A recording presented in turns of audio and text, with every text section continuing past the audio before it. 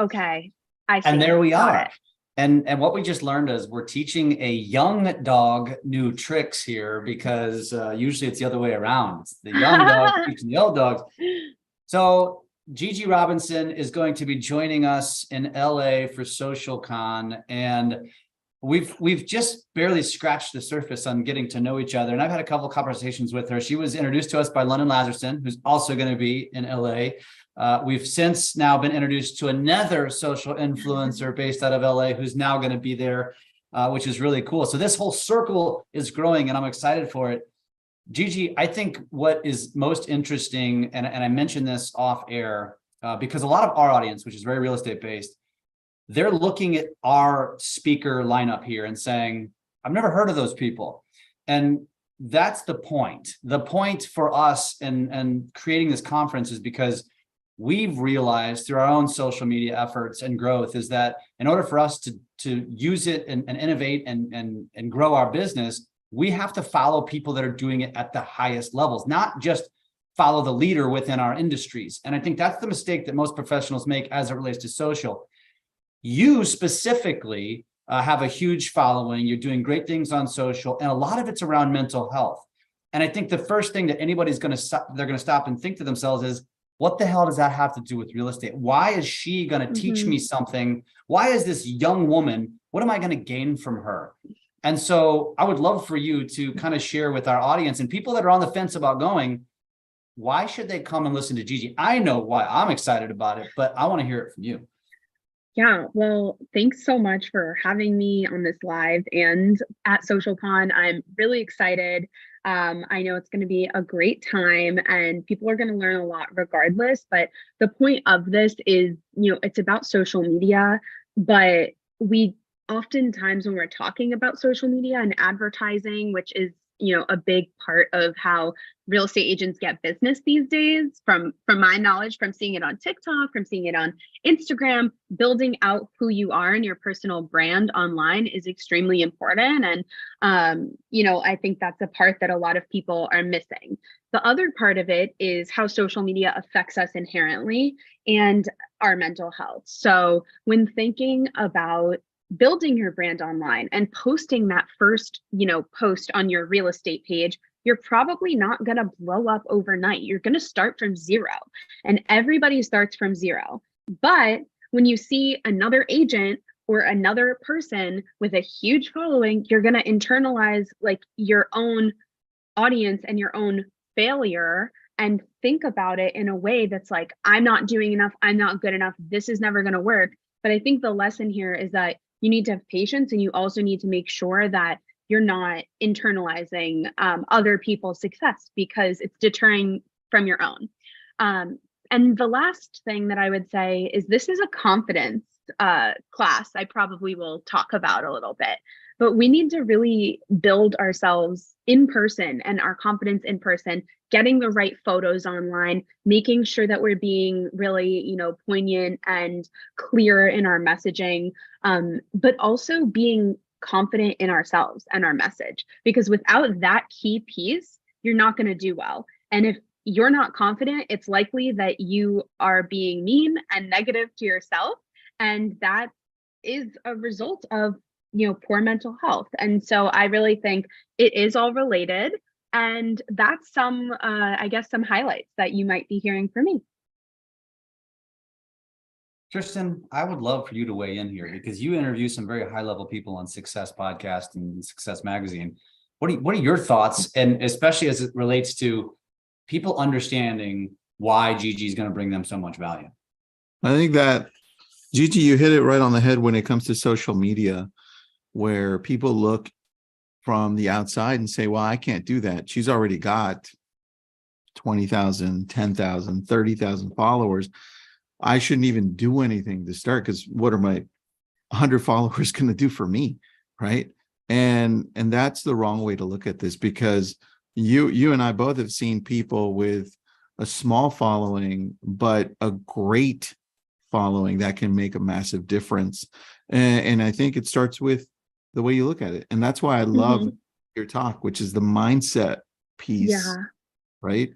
Just really quick, where would we start if we're looking at approaching this in a way that's healthier for us? Where do we Right. start? I mean, I think there's also a couple of things. An analogy I always like to give is, let's say you start an account. Again, you're starting brand new for your business, right? Remember, it's for your business. Think about day one that you started in real estate, right? You're not going to know everything. You're going to need help. You're going to need to learn some things. You're going to need to fall on your face.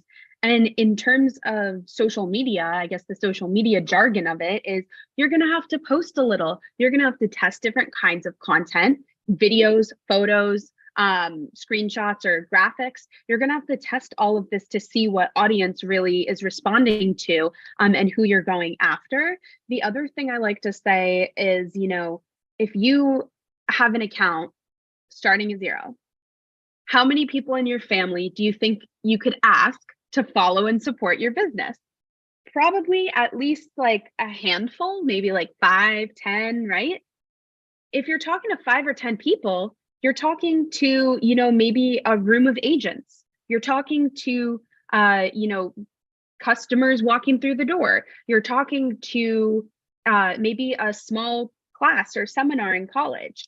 If you have 100 people that end up following you, think about that. That's a whole seminar room in college, right? If you talk to 1,000 people, you might say, oh, that's too small. That's like a whole, I don't want to call it a stadium, but maybe a room at a conference. If you have anywhere over that, I mean, you get to the point where you can actually think about how many people are in a room at any given time, and think about social media that way. And it becomes a little bit more humanizing. I think that's another thing I'll talk about, is you have to realize that you're still human, and your digital profile and marketing is different than who you are as a person, which I think is definitely a really important thing to think about when talking about the mental health aspect of social media. Such a great point on that. As soon as you humanize it and say, wait a second, let's take a look at this, and like if Right. it's in front of you, right? That's a great way of looking at it. Jeff, I really like that. That's really helped me, honestly, especially as, a young person. I went to school in Los Angeles, and I call this the LA effect. But, when you see a bunch of gorgeous, very thin people around you, with usually a lot of money, or flaunting designers here and there, it can be really, really, I think, negative to live through that when you don't fit into that visual. And that is what happens online with social media a lot. And so when you pull yourself out of it and say, you know what, I'm from New York City. We have such diverse cultures, not that Los Angeles doesn't, but I'm talking about being specifically on USC's campus, and my personal experience. I think it really helped me in my journey to, like, really, again, humanizing myself and my feelings too, of like, I feel like I don't fit in right now, but guess what? That's okay.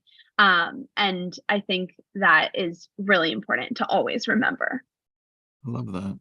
What's really relatable here is the way what you're describing is an epidemic in our society, especially with young women, right? It's all the naysayers say social media is ruining young women. But the funny thing that's super relatable about this in any business, especially real estate, because in real estate, it's not like a company, it's each individual, they're their own brand. And there is that psychological piece to this, that people are so deathly afraid of jumping on camera because they don't like how they look. They don't like how they sound. They don't look like, Sally down the street who looks better on camera, whatever it is, or is more eloquent or more natural. And it's all parallel. It's so very parallel. And I love that you're talking about this, because we're totally going to relate this back, because that is by far the biggest barrier to entry for anyone, male or female. It doesn't matter, on social media. And I love that you brought that up. Yeah, could not agree more. Awesome. Well, this is exciting. We're really we're excited to have you there. We're obviously going to have a great fireside chat. So Tristan and I are going to be joining you and redoing all of this and then some.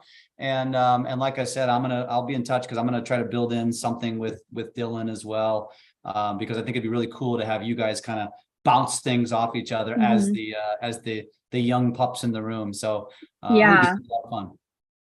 Yeah, I think we could even do a demo. It could be pretty cool. And I also think, just like you said, teaching old dogs new tricks, it's kind of like, just get on the damn phone and figure it out, right? Like, you have to start somewhere. And a lot of times something that I see is older people specifically, but anyone, even my friends that are 24, come to me and they say, Gigi, I want to start creating content, but I don't have the right photos for my personal brand. I don't have the website yet.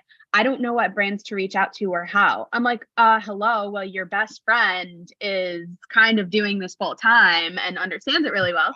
But guess what? I started at 0 too on every single platform. I just hit 11K on LinkedIn this morning.